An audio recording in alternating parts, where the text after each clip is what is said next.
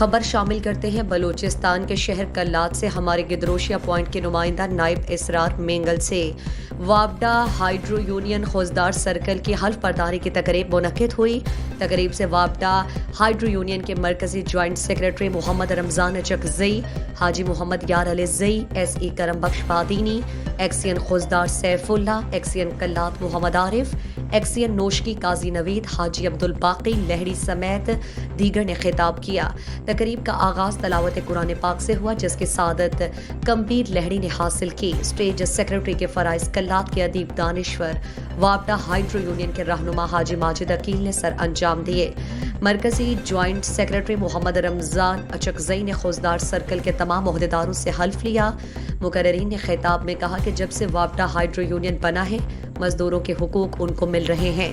وابڈا hydro union اس ادارے کے فلاح، بہبود اور ترقی کے لیے کام کر رہا ہے۔ ساتھیوں کی قربانیوں کی وجہ سے یہ یونین بنا۔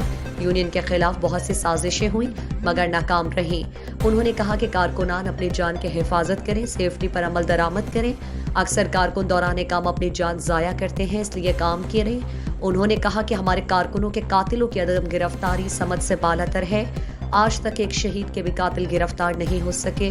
بجلی چور آج بھی بل جمع نہیں کرتے اور ایس ای کے دفتر میں ان کے ساتھ بیٹھ کر چائے پیتے ہیں۔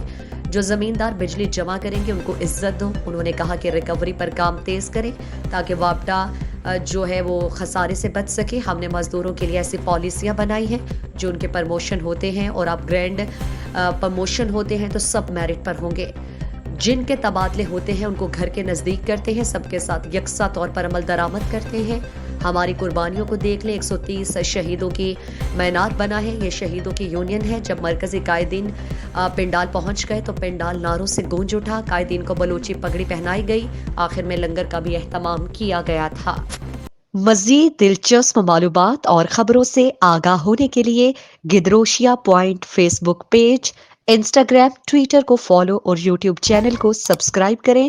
بیل آئیکن بٹن دبانا نہ بھولیں تاکہ مکران سمیت بلوچستان کی خبروں سے جڑے رہیں۔